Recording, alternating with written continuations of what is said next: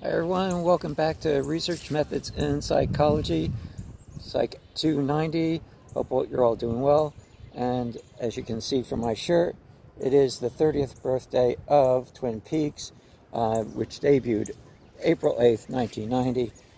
So all your Twin Peaks fans out there, you can be celebrating with a cup of coffee and a damn fine slice of cherry pie.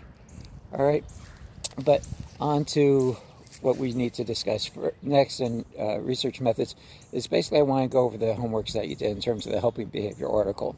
I gave you your scores, but there were enough overlapping things in your papers that I thought I could address, talk about all of those things in one general video here. Okay, so basically to go point by point, for question number one, identifying the independent variables and dependent variables. Everyone did a really good job of that. What really did help was that the independent variables and the dependent variables were actually in the title of the paper, which is what's supposed to happen when you write a paper. So the two independent variables were the physical attractiveness of the Confederate, which had two levels, physically attractive and unattractive, and we had the two levels of the nature of the request, whether the person asked to go to the thrift shop or to the country club or tennis club, excuse me. Okay, so those were the two independent variables, and those were the two levels of the two independent variables. Okay, so I think there's a little bit of confusion about that still. The independent variables are, again, the general factor, and then the levels are the different, if it's a drug, say the dosages or the different ways that independent variable is manipulated.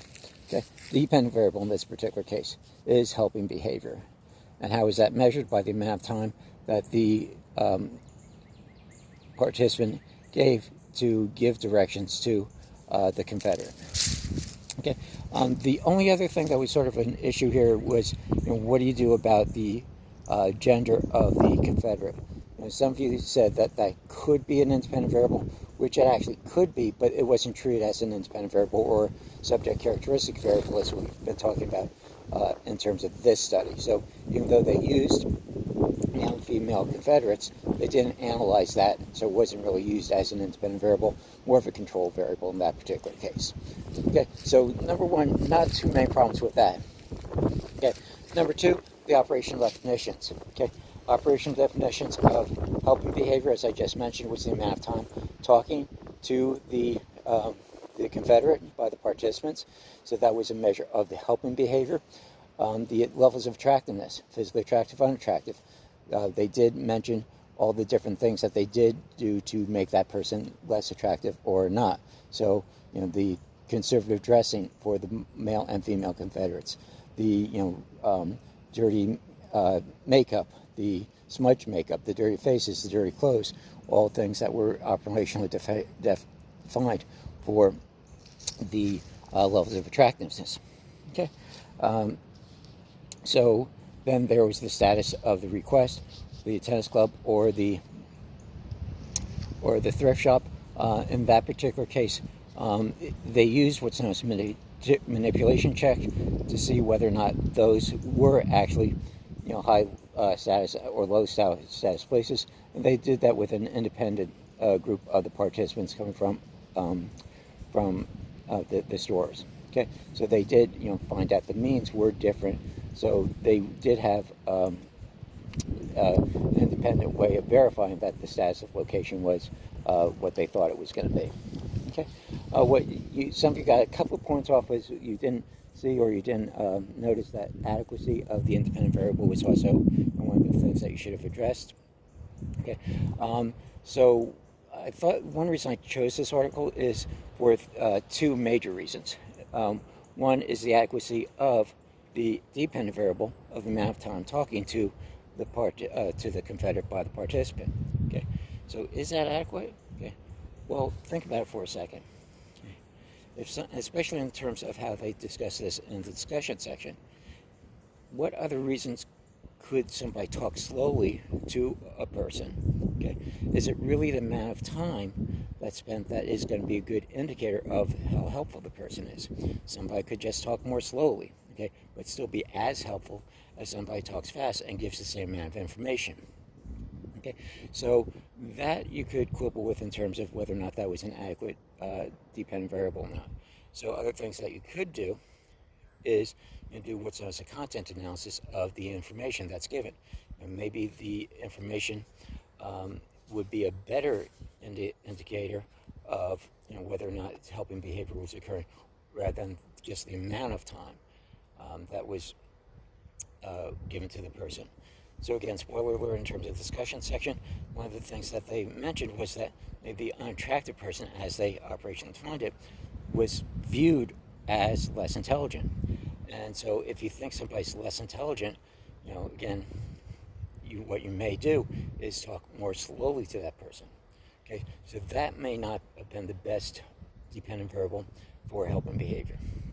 Okay, so that's the adequacy of that particular dependent variable. The other independent variable, again, I was surprised nobody picked up on this. Okay, they said physically attractive people, but they changed just their dress.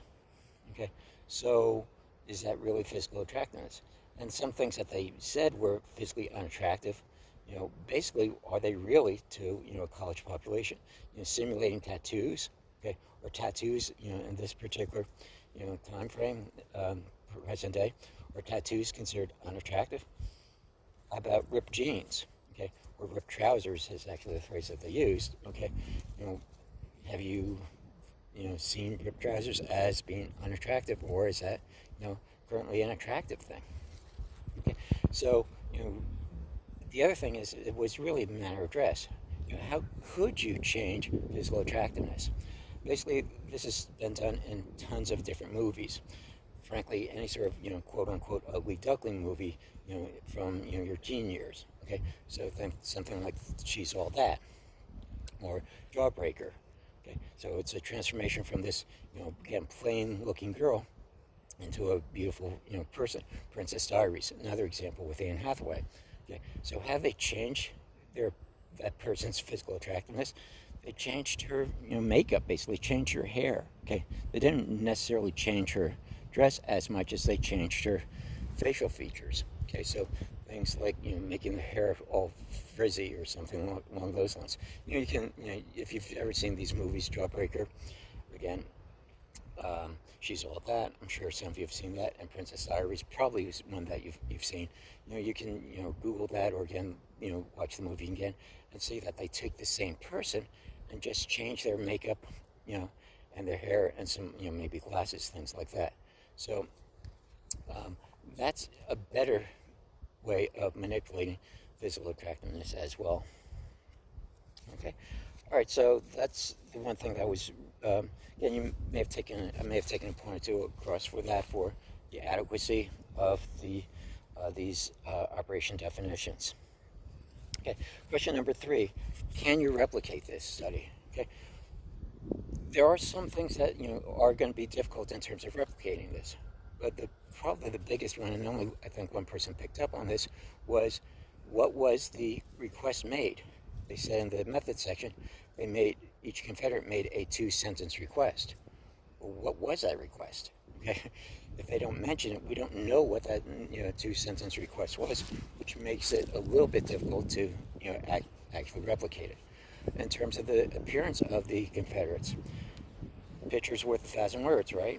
So if it was possible, taking a picture of the Confederates would actually have been a better way of showing how exactly Confederates work, which may have made replication even easier. All right. The other thing, and some of you did pick up on this one, is especially in our current situation.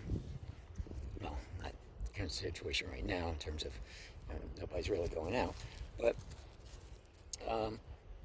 they only had Caucasians as their participants. I mean, how hard is that going to be, these days?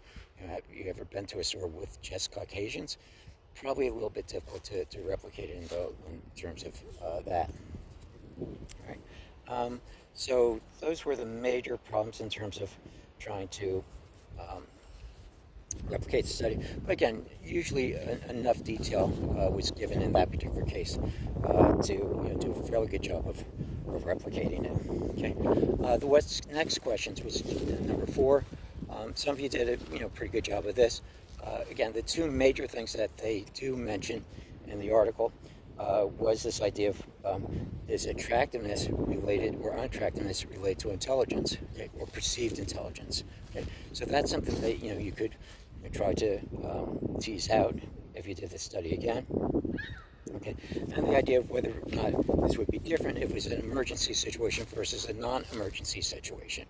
Okay, so would there be more helping behavior if they thought that the person was in an emergency going to the thrift store, or if you pick different locations where there would be an emergency situation. Okay, so those are things that they picked up on in their discussion section. A lot of you picked up on other things too. Okay, again, what I asked you to do is, what's next questions on your own. Okay, so some of you picked up on the idea of the race or the gender of the Confederate. Would that make a difference? Okay, things like if they were, what else did you guys say? Okay,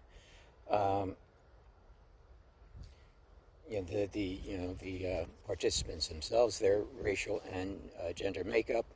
Right? If you use that as an independent variable, changing the status of the request. Whether or not it was a different place, would you get different results? So if you asked to go to a church, for example, okay, some of you mentioned, all right, or to a hospital, or to a urgent care situation. Okay, so there are different types of status of the or different locations. Let me phrase it that way. That could have played a role in whether or not helping behavior occurs. Right, and then the last one is number 5. Okay, were all the major parts of the paper reflected in the abstract? The answer is no. Okay, and some of you picked up on the idea that there wasn't a hypothesis put in the abstract. That again, that doesn't have to go in the abstract. If you can squeeze it in with the amount of word space that you have, that'd be great. But really, the key omission in this particular case, that there was no synopsis of the discussion section. And the very last line of the abstract basically was reflecting the results. Okay, so they talked about the results.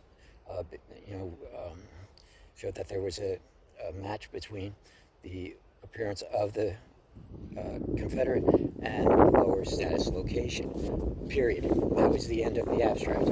So there really should have been a discussion synopsis at that particular point. Okay, just one sentence that could have encapsulated what was going on in the discussion section. So they could have said the results are discussed in terms of perceived intelligence of the Confederate, or the further research can be about whether it was an emergency or a non-emergency situation. So those are different things that they could have put in just one quick sentence, but the discussion section would have been actually at least represented in that abstract.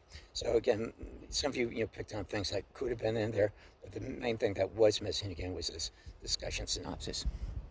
All right. Okay. So the other thing, really quickly, is I'm still getting you feedback in terms of your introduction sections. Mostly, again, you need to bulk those up. I know you're doing the work on those, but use again the 2 articles I have given you so far. This helping behavior article and the eyeglasses article. Look at their introduction sections. You can see it's not just one little paragraph. Okay, and they do cite all the previous literature before that. Okay, that should be your model. Okay, so I know you've been doing the work. You just need to reflect it in the written part that you're giving me. All right, so that's our catch up in terms of the feedback to you at this point. So take care. I'll be posting stuff about chapter 6 tomorrow, and then we'll really go into the content of the chapters again. All right, so take care, stay safe, stay sane, everybody. Miss you. Okay, and we'll talk to you soon. Bye-bye.